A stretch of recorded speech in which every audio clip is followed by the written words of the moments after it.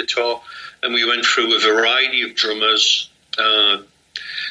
Like local, the guy from the next street who couldn't play was the drummer for the first 2 shows. We got an older kid in for another show. Then we had this guy, Mike Kenworthy, who was an older guy, good drummer, got us into playing the pub circuits and the working men's clubs. There was a circuit of working men's clubs that were like members only, where, working class people could go in and get cheap beer and see entertainment. Yeah. And that was us being dropped in at the deep end, entertain or die.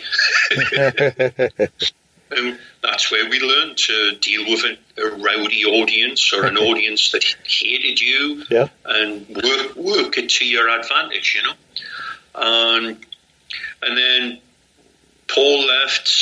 We had this guy, Sean Taylor, in on drums, who ended up in a band called Satan later on down the line, still a good friend of ours.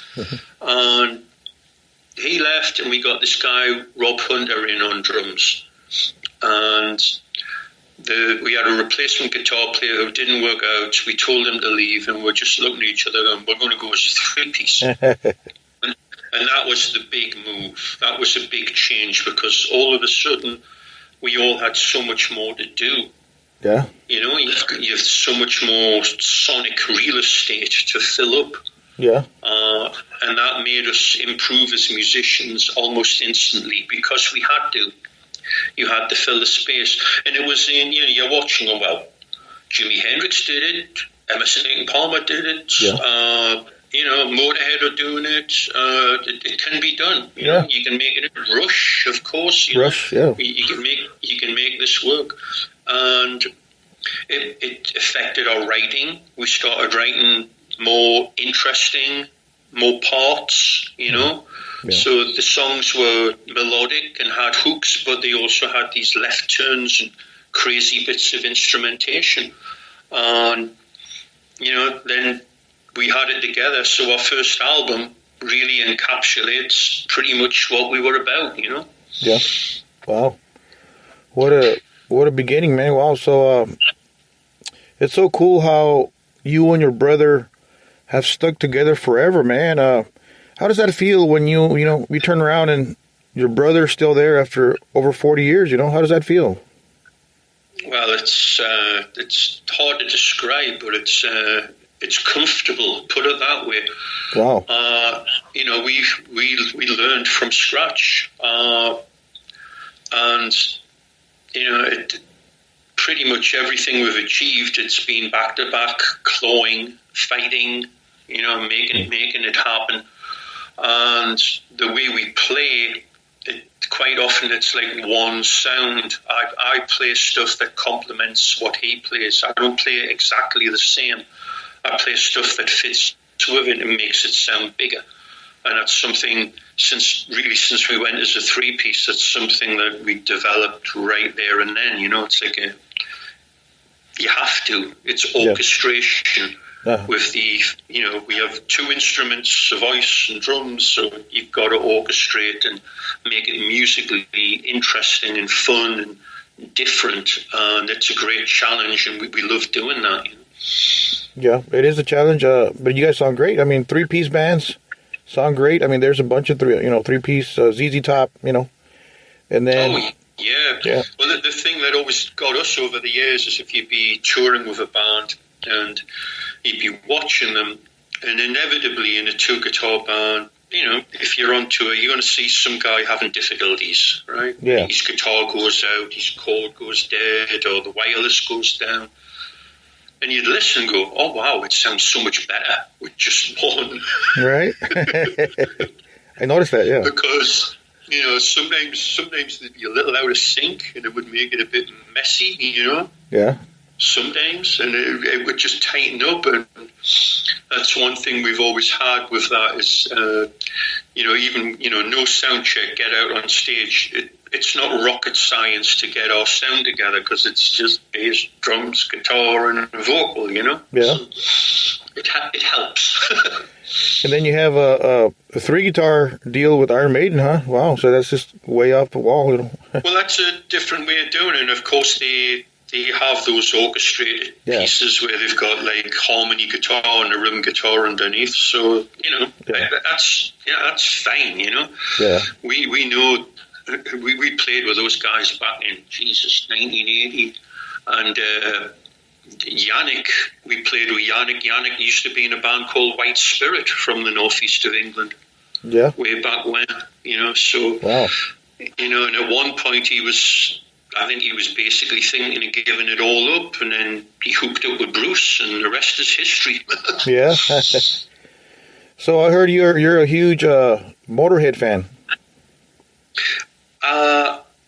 I'm a decent Motorhead. I wouldn't say a huge Motorhead fan, but the first time I saw Motorhead, I was not impressed at all because it sounded like they were playing through a transistor radio. I saw them at the Reading Festival in 1979, and I'd heard, oh my God, Bomber. I believe Bomber was the record that had come out then, and it was like, wow, these guys are crazy. And you could see them on stage and go, no, these guys are drunk. Noisy as hell and drunk. And then a few years later, we got to open up for them. And they were even more drunk and louder. But they sounded better. But we played with Motorhead over the years many times. And I mean, Lemmy's such a character and an underrated lyricist. Such great words. Absolutely wonderful lyrics, Yeah, now you guys have been influential to a bunch of people and bands in the thrash scene, as people know. You took out Metallica and Anthrax out on their first big tours, huh? That's history right there, man. Yeah, we had our first tour of America, and it was Johnny Z in New Jersey was putting it together for us. And he says, I've got the biggest band in San Francisco to open up for you. And we're like, what? The only big bands we knew from San Francisco were Journey and Sammy Hagar and Y&T. They go, no, Metallica. I'm like, who? And somehow we got a cassette tape of No Life Till Leather, and it sounded like Motorhead played twice the speed, We're like, these guys will do. This will be fun. And we came over and hooked up with those guys and went out for whatever it was, 6-7 weeks, and had a great time. we really did.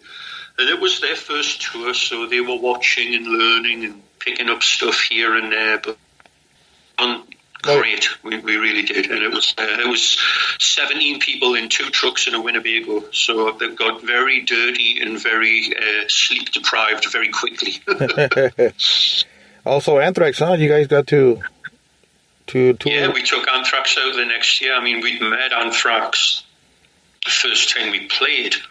There's pictures from our first show in America, which was at the St. George's Theatre in Staten Island, Halloween 1982.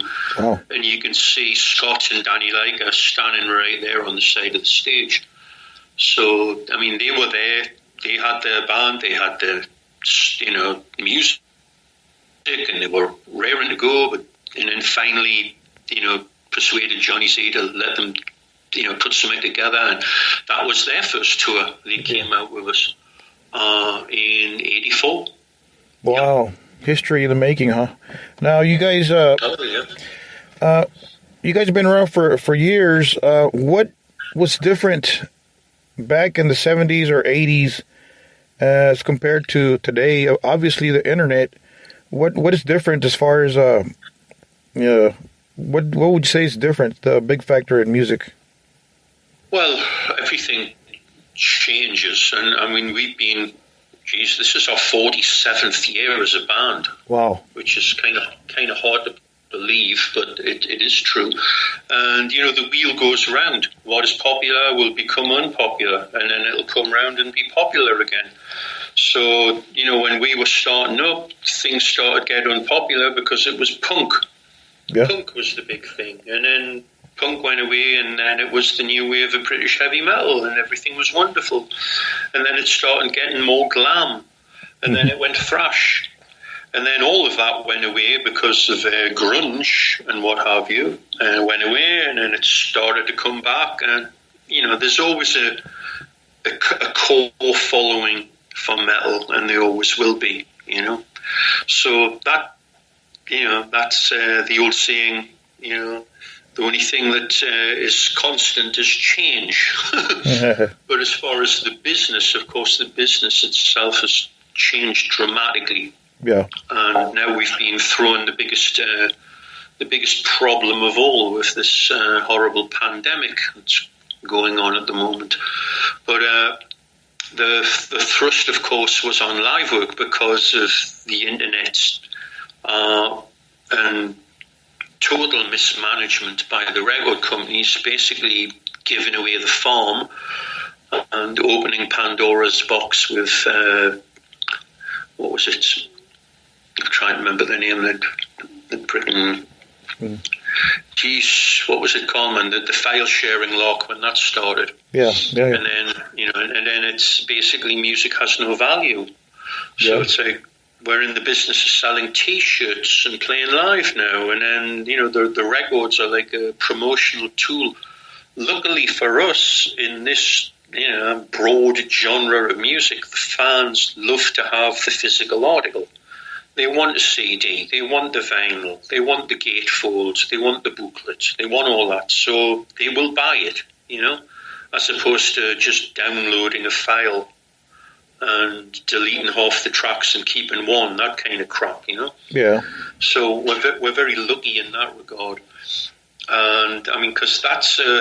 we take great pride in making a great package. I mean, the package for Metal City was a lot of hard work, and it came out excellent. It's that whole comic book thing where it looks like a comic, and it's got all the artwork inside, and just a lot of interesting stuff for people to look at, And I think that's important because that's a thing we went through as kids, where it was an immersive experience where you listened to the music and looked at the cover and read the words and, who was the engineer? Where did they record this? What were they playing? All that cool stuff, And it seems, especially with a lot of other music, that's just disappeared, So we definitely are into that and want to keep that alive and show, like the young kids who are coming up now. I mean, we get like 3 generations of people watching us live. There's the young kids, there's their fathers and mothers, and then there's their fathers and mothers. Yeah. So, wow. So it's a cool thing. I mean, you play places like South America, and I swear there's nobody above 30. Wow. And then you'll play Germany and England, and you'll get a real mishmash from young kids up to 60, 70-year-olds, Wow. And then some of them are almost as old as us. That's so cool, man. You get to see all these age groups. That's very cool. Very, very cool. Kids and everything in between. No, believe me, we are so lucky and realize it and are humbled by it that we are able to do what we do, to do it well, to entertain people, put a smile on their face, and get paid to travel around the world and do it. I wouldn't trade it for anything, Now, back when there was live shows before the pandemic, out of so many great albums and songs, how do you guys build a set list, for a live gig? How do you pick and choose out of so many great songs, It's difficult. If we're doing a headline show, you've got a little more latitude. It's a longer set.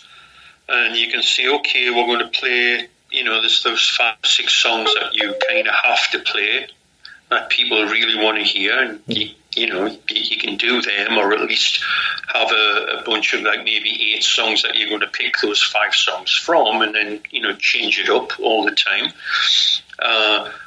At least 3 or 4 songs from your newest record, and then have, it's spaces where tonight we'll do this, we'll do Firepower tonight, and tomorrow we'll do Crash Bang Wallop, and what I mean?